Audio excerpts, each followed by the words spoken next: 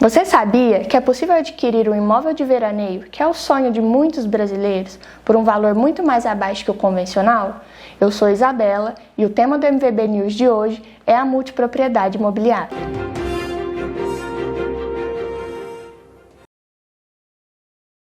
Recentemente regulamentada pela Lei nº 13.777 de 2018, a multipropriedade se conceitua como sendo um regime de condomínio em que os multiproprietários são titulares não de uma fração do imóvel em si, como ocorre no condomínio convencional, mas sim de uma fração de tempo, de uso e gozo daquele imóvel. Essa fração de tempo é indivisível e deve corresponder a no mínimo 7 dias, seguidos ou intercalados, de modo que um único imóvel poderá ter, portanto, até 52 multiproprietários.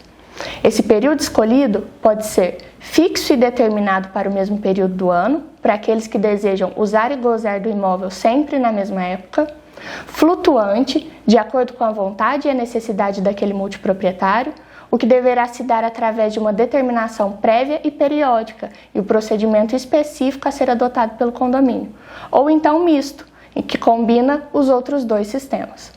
O titular de cada fração de tempo de uso do imóvel poderá o exercer com exclusividade e sobre a totalidade do bem, de forma com que todos os multiproprietários, durante a sua respectiva e exata fração de tempo adquirida, poderá se portar como único proprietário daquele imóvel, inclusive equipamentos, mobílias e benfeitorias em geral. Nenhum outro multiproprietário poderá agir como proprietário concomitante àquele titular da fração de tempo vigente.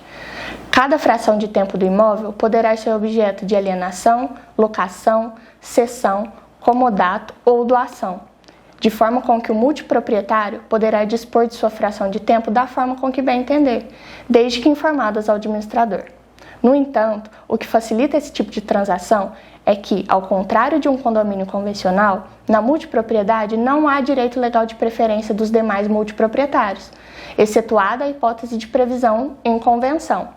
Tampouco é necessário que haja anuência dos mesmos para a venda, a permuta ou cessão de determinada fração de tempo. De outro lado, os multiproprietários são obrigados a pagar regularmente a contribuição condominial, responder por eventuais danos no imóvel e as suas benfeitorias, não modificar ou substituir qualquer móvel ou instalação do bem, usar o imóvel estritamente ao fim que se destina, usar o imóvel e se portar como proprietário dele apenas na sua respectiva fração de tempo, desocupar o imóvel no dia e horário fixados no instrumento de instituição ou na convenção de condomínio e permitir a realização de obras urgentes. Importante destacar que, uma vez instituída a multipropriedade, essa não mais se extingue, ainda que porventura venha uma única pessoa a adquirir todas as frações de tempo daquele imóvel, de forma que esse proprietário será detentor de todas as matrículas do bem, que continuarão a existir. A multipropriedade passa a existir com a sua instituição pelo proprietário originário e funciona com o registro de diversas matrículas no respectivo cartório para cada uma das frações de tempo escolhidas. Mas é a convenção de condomínio que irá estabelecer as regras específicas para a boa fluidez do sistema perante todos os multiproprietários, devendo o documento prever os poderes e os deveres dos multiproprietários, o número de pessoas que poderão ocupar o imóvel em cada fração de tempo, as regras para a administração e a manutenção do imóvel, a nomeação do respectivo administrador do condomínio, a criação de eventual fundo de reserva para reposição e manutenção de equipamentos, mobílias, instalações e benfeitorias em geral, o regime aplicável em caso de perda total ou parcial do imóvel,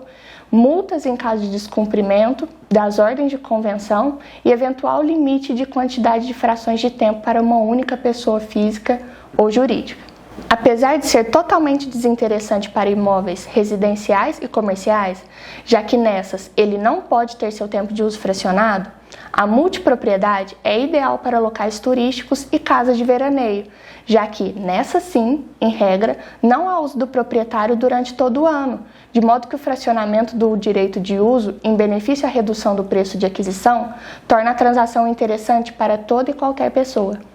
Um bom exemplo para se instituir a multipropriedade seria no caso em que determinada pessoa é proprietária de um imóvel localizado no litoral, mas reside no interior de São Paulo,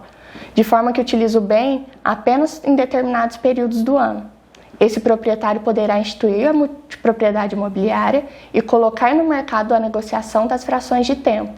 que até então o imóvel não era utilizado. Esse instituto acresceu muito ao sistema imobiliário, pois aquece e melhor desburocratiza o mercado, tornando possível a aquisição de um bem de veraneio, até então tão distante da realidade de muitas pessoas, e estimula o uso coletivo e convivência social entre os envolvidos. Espero que tenham gostado do conteúdo e agradeço a atenção de vocês.